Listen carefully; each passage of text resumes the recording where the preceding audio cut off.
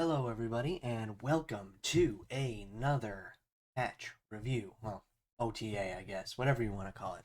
But anyways, so this one's kind of interesting. I hope you all are doing fantastic today. Unfortunately, I had to cancel my stream today, but I figured I'd get a video out, kind of giving my reaction and my thoughts to the new changes to Marvel Snap. There's a lot of controversy with these changes. I know a lot of people aren't happy with some of them, and others are a little just confused. I don't think anybody's really excited or happy about any of these changes, but I'm going to give my 2 cents for those who care. So let's just kind of get right into it. Doing this a little bit differently this time. I know I'm looking over here, but really I should be looking over here because I'm seeing but anyways, I'm on the Discord because apparently the actual Marvel Snap website doesn't have the update showed up there, so I can't really capture it from there. Um, but here we go. We'll get started. So the metagame has been in an excellent shape for the last couple weeks. Some people might argue that. I feel like it has been pretty decent though. With a lot of different decks enjoying success and many new cards spawning fascinating innovations. We want to keep that going with today's OTA, so our focus is largely on improving underused cards. So, first card here is Luke Cage. Luke Cage is going back to his old global ability of your cards can't have their power reduced. But he is going to a 3/4, so he is no longer cheaper. But in my opinion, I feel like the old Luke Cage now, the one that was a 2/3, where it only worked in one lane, was probably could have benefited from being like a 1/2 or a 1/3 to make it a little bit more viable and help out those decks that need it. But unfortunately, that card just kind of seen like little to no play. So in this case, they just kind of reverted it back to where it was. Um, and my thoughts on it are that I'm kind of happy that this is coming back. I feel like there was no reason to change the card to begin with. I think a lot of people were upset with it once it happened before, and I don't think the change was really necessary. So I'm glad it's going back. It actually kind of fits in Surfer decks now if you really wanted to use it. I think that High Evolutionary is going to see a lot less play now because of the threat of Luke Cage, and I think that basically I just think that we're going to see a lot less of it, um, which kind of stinks for people that like to use High Evolutionary. But I do think that that deck has been around for a couple months, I'd say now, and different iterations of that deck. So I do think that a card that can kind of tone that down a little bit makes a little bit of sense. So we'll just read what they say. Last year, we found Luke Cage was having a big impact on the metagame relative to the opportunity cost of playing with him. Giving up turn 2 to play a card that had the potential to neutralize multiple later turn plays from an entire class of card effects was a bit too generous, since Luke asked nothing more than to be in play. We decided to adjust Luke to be a stronger card that concentrates on one location, like armor, and and learn what learn what that might change. And that's a weird way to put that. Okay, and learn what that might change. Since then, Luke has underperformed with that change, obviously. Even in the decks we thought he would still play and affect happily, such as Cerebro 3. So we're taking the other route and returning Luke back to his old global effect, but at a higher cost. So yeah, kind of just everything we really talked about there. Yeah, Cerebro was probably maybe the only deck that would benefit from that, but um, I don't know. I feel like there, unfortunately, Cerebro hasn't really gotten uh, a lot of help lately, and I think that they were looking to try to help it, and it didn't really do what they were looking for it to do. So Luke Cage is just going back to where he belongs, and I think this is a great change overall for the game. Some people might not be happy with this one, but from all of the changes in today's OTA, I think this is probably my favorite change in the game because I do think it brings back and hones in a lot of the meta, and just kind of like keeps a little some of the decks at bay and doesn't and makes it a little kind of protects some decks from others. Um, so moving on, so that was Luke Cage. Moving on, but Luke Cage is back, so let that be known. Um, Hulkbuster is being changed from a 3/5, where you merge it into another card in this lane, and then you change from a 3/5 to a 2/3. So a lot of people have early on impressions of this. This, I think, is meant, and I think we'll read about this in a second, but this is meant to nerf Deadpool Destroy decks, which I don't believe this is going to do. Yes, Hulkbuster loses 2 power here, but you got to remember he's cheaper now, and he's just more viable. Um, I think at 3/5, Hulkbuster was most of the time pretty clunky. I think that him being a 3 cost, and also, you did have to have a lane where you needed at least, if you had 2 cards in that lane, that you got the 50-50 that you needed. Sometimes there's cases where it didn't matter which card you were hitting, like if you had Wolverine and Deadpool in the lane, something like that, then it didn't matter. You probably still would want it to go to the Deadpool. But Hulkbuster's used in a lot of different decks. It's a very viable card, very seen in many different decks, and just it, it's a great overall card. Um, the problem here that I have is their main intention is to nerf destroy decks a little bit, especially the Deadpool decks. And with this change happening, I think that this is just going to make it curve out a lot easier for destroy decks. Playing Deadpool on one, playing Hulkbuster on two. I think that's really scary. I think we're going to see a lot of destroy decks, um, especially Deadpool decks, because if you have Hulkbuster in hand and you have Deadpool in hand when you start the game, or if you get it on that first draw or that second draw and you hit those 2 cards, you are going to be really happy. I think that this is scary. I think we need to watch out for destroy. It's going to be rampant. I think this is going to be very, very strong. Um, and also, I think that this just fits into a lot of other decks. A lot of people are not happy with, Phoenix Force decks, saying that, this provided, that 5 power was huge to add into a Phoenix Force or whatever. I still think this is really good for those decks. It's a 2/3. It makes it cheaper. It makes it easier to get out there, instead of just playing Hulkbuster on turn 3, you can play Hulkbuster and like Ghost Spider, or you can play Hulkbuster and whatever other 1 cost card you want to play. I just think that this makes it curve out so much easier, and it's just better. I think Hulkbuster got a buff here. I really do.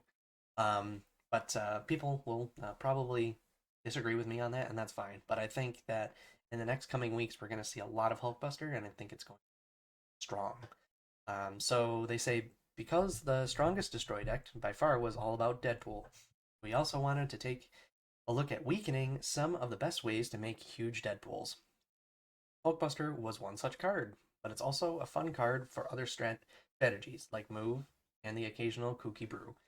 I'm assuming by kooky brew they mean Phoenix Force. Since the real problem was how much power it was adding to Deadpool, we decided to keep it fairly efficient on rate and just shrink down the numbers. Hopefully, this change will actually Hopefully, this change actually creates some opportunity for play alongside things like Multiple Man and Werewolf by Night, while weakening Deadpool. Specifically, we want to keep Hulkbuster a solid card. So I think they're going to succeed in making Hulkbuster a solid card.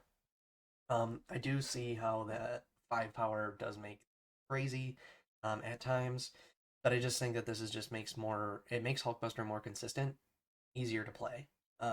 Where, in my opinion, instead of raw stats, I think we've been a little um, convoluted with this last season, with this Hulk season, or this Scar season, because of the fact that it's all been about big stats and getting big things on the board and doing that, right?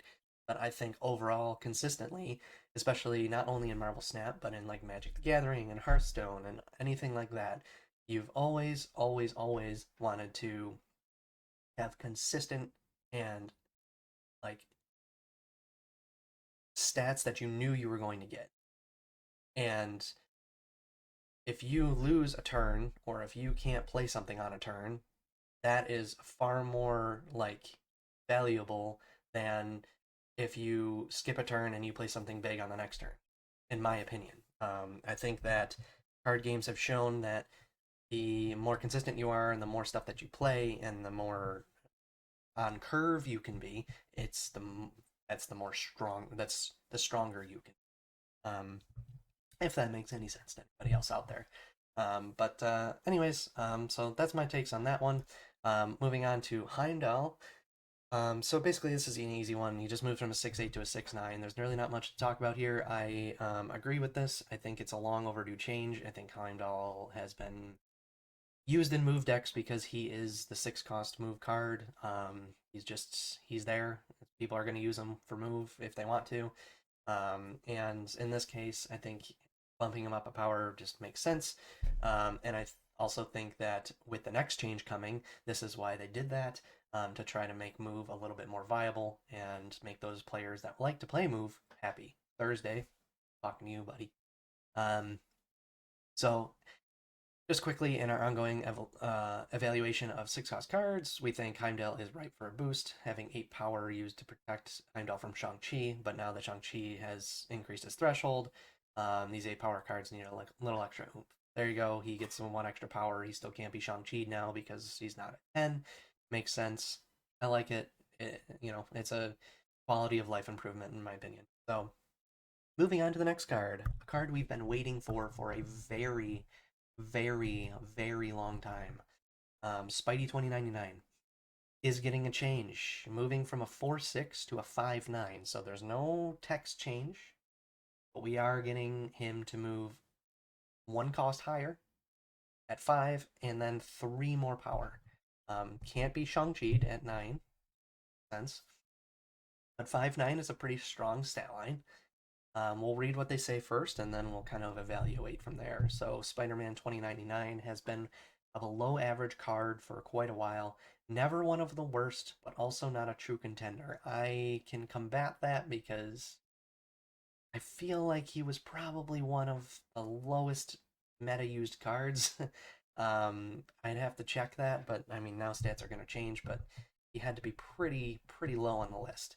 Um, and people were complaining about him for months and months and months. So we're open to considering more significant adjustments, but in the interim, we've decided to experiment with a stat change. As we noted around Hercules, we've tried to get some big move cards into fighting shape. 2099 represents an opportunity for us to explore that, with kinds of effects and stat line cards that need to exist in that space while potentially giving an underperforming card some new life. So I love what they say here, and I know a lot of people are mad with this change, and I feel like there's a lot of overreaction and there's a lot of unnecessary hate going on with the change that's being made here. So they're making a change. I think we all need to appreciate that. And I think we all need to kind of just settle down and understand that they're making the change because they know people have been complaining about the card, and I appreciate that from them. I don't think it's the right change because I think that basically Spidey 2099 is probably still going to see little to no play. Um, I like the 5-9. I'm assuming their idea is they want you to be playing like Hercules on, like in their mind, they want Hercules at 4 cost to play on turn 4. They want you to play Spidey 99 on turn 5, and then Heimdall or something on turn 6, or like a combination of other move cards on turn 6, which makes sense. I just think with Spidey being at a 5 cost, it makes him so much harder to use. I actually had a conversation with somebody on Discord earlier about Spidey, and I think that what I came to a conclusion of is I believe, and especially from what they said here in the text, that they're trying to make a change to just test things out and see how things work with him, to see if this is enough to really give him a boost and people actually like to use him and want to use him. Um, but if it doesn't end up being good enough, which they say here, we are open to considering more significant adjustments. So I think that if this doesn't help him, that the next patch that we have, there will be probably considering adjusting his stat line again, and then also probably adjusting the effect on the card. The proposal that was made in Discord that I was chatting with a person was to make him a 4-8 or a 4-9. My only problem with that is that in the game there are no other stat line cards at a 4-8 or a 4-9 or a 4-10 that don't have a negative effect. Typhoid Mary is a 4-10 that gives all your cards -1 power. We've got Crossbones, who requires you to have a lane that you're winning. We have Hell Cow that has you discard 2 random cards. So that's that's up in the air. And then it's just we don't have a card that has a 4-8, 4-9 stat line that also has a positive effect like Spidey 29-9 has with if he was a 4-8 or a 4-9 and also could move and destroy a card, I think it's a little too strong. So right now I think it's good we have a change, something new. I can agree with this. While it's not what I think he needs to be at, I think this gives them the opportunity to see where he lands, if this makes any sort of change in his play rate, and if there's anything else that they can see on their back end that allows them to make him more significant, which I think is coming. So that's it on Spidey 2099. Overall, I'm happy with it. I'm glad they made some sort of change so that we can maybe see him being played. I'm definitely going to try to test him out and see what happens. But I think that, I think the stats are great. I just think that kind of like Hercules, they need to be they need to be 1 cost less. So like I think that Spider-Man 2099 is probably going to need to be a 4 cost card, and Hercules is probably going to need to be a 3 cost card. And that's just kind of where we sit. But my ending thoughts on Move in general are just that I think Second Dinner is sitting on a situation or sitting on a hill of they don't want to die on this hill because it's scary that they could adjust the cards just a little bit and Move could end up just being the best deck in the game, which I think a lot of people would love to see because Move hasn't been at the top tier of the game in a long, long time, or maybe ever. Um, but I think we're gonna get there in time. They're just being conservative with it. So, and then the last change here we have Ghost. So Ghost is moving from a 1-2 with the same effect and going to a 3-5. I don't mind this change. I think it's Ghost doesn't see a lot of play. The biggest problem I have with Ghost is that we have Eliath in the game now. So, I mean, if you play against anybody with Eliath and you have Ghost, you're pretty much screwing yourself. So there's a big portion there that you want to be scared of. But I do think that Ghost going into Silver Surfer now is kind of crazy. Um, I can't wait to honestly try it. I think it's going to be really interesting. But I think honestly that this is a good change. The fact that Ghost could be destroyed by Killmonger or Elektra or whatever you want to say. I know Elektra isn't used much, but um, just the fact that Ghost was destroyable. Whereas now, if you have that 3-5 Ghost on the board, there's really not much they can do about it, other than obviously they could rogue it or they could enchantress it. But this gives it less opportunity to be on the board for a longer period of time for people to target it, and also it's just like it not being a 1 cost anymore. It can't be destroyed by those 1 cost killing cards. So I like this change actually. I think it gives Ghost a breath of fresh air, a new chance at life. And again, I'll be testing this one too, and I kind of like this change. This actually might be like my second favorite change, besides the Luke Cage change, the revert. So, but just going based off what they say, Ghost has a similar story to Spider-Man 2099 while we evaluate potential changes. So, looks like Ghost and Spider-Man 2099 they're looking for significant patch changes, most likely. Um, but we'll see. We're going to take advantage of the stat improvement to learn more about the effect and its potential impact. We think it's a fair position. The effect, like a small drawback in the current metagame, as fixing reveal priority comes with greater risk. Most of the current strength from Ghost being a 1 cost ongoing card, but there are other options for that in Spectrum decks today and likely in the future. So yeah, no, I like this change. I think it puts Ghost in a situation where it's probably just gonna want to go into a Silver Surfer deck. Um, but we'll see what happens with it. Overall, like I said, my total overall thoughts on this OTA are it's not the best. It's not the worst that I've seen, but it's just I think Second Dinner are just being conservative and they don't want to over adjust and over dial things. Um, they don't want to turn it to 11 because it could really break things and the meta could just get out of hand. I mean, we've seen stuff with Blob where it's just Thanos Blob everywhere. We've seen stuff with like, you know, I think they're just being overcautious. I mean, look at Eliath when he came out. Like Galactus was a menace when he was his original effect. It's like they're learning as time goes on, and I kind of appreciate the fact that they are adjusting things for now in an OTA, and they're not going overboard, but they're making stat changes like they said they wanted to do with these OTAs. And I think the next patch that comes out, we're going to see some really significant big changes. At least I hope we do. And if we don't see it in this next patch, I think the following patch after that, after they've gotten all this, all these details, because I know usually they have to make a patch like 3 weeks to a month in advance. Um, so maybe they are just like gonna wait until they have more details and testing and stats on everything that has happened with these current changes. A month and a half to 2 months from now. So we'll see. But things will change. The meta will most likely shift a little bit here. And I hope you guys enjoyed this, and I hope you have a great rest of your week. This has been Super Duper Ben, and I'll see you next time.